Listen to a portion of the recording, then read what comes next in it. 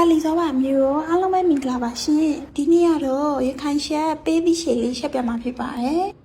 ပေးသည့်ကတော့9မိနစ်10မိနစ်အချိန်ပေးုံနဲ့အလွယ်တကူရှက်စားလို့ရတယ်ဟင်းလေးတစ်မျိုးပေါ့နော်ဒါဆိုလို့ရှိရင်စလိုက်ရအောင်ပေးသည့်လေးတွေကိုထည့်လိုက်မယ်ပေးသည့်ထည့်ပြီးပြီဆိုလို့ရှိရင်ခုနကငရုတ်သီးစိမ့်လေးနဲ့ရှင်းရှင်းထားလေးကိုထည့်ပါမယ်ပါဝင်ပစ္စည်းတွေကတော့စားဟင်းချုံမုံလိုတလောက်ထည့်ပါမယ်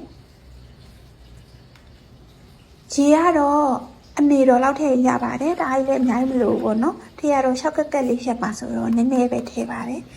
ငပိထည့်မယ်ငပိစီရကြတော့ဝိတ်လျှော့နေတဲ့သူတွေဆိုလို့ရှိရင်မထည့်လဲစီးပါတယ်စီရထည့်ရအောင်နည်းနည်းလေးထည့်လိုက်ပါတယ်ထည့်ရတော့ဟင်းရှန်ရတော့ပင်စင်းလေးတွေအားကြိုက်တယ်ပေါ့နော်အနဲ့မွေ့မွေ့လေးဆိုတော့ဗဟင်းပဲရှက်ရှက်ထည့်စားဖြစ်ပါတယ်အဲ့တော့အပေါ်ကနေပြီးတော့ပင်စင်းလေးထည့်ပြီးတော့ရှက်လိုက်ပါမယ်ဒါဆိုလို့ရှိရင်တော့ပင်စိမ်းနဲ့မွေးမွေးလေးနဲ့ရတာရှိလာတယ်ပေးပြီးရှေ့ခံချက်လေးရပါပြီ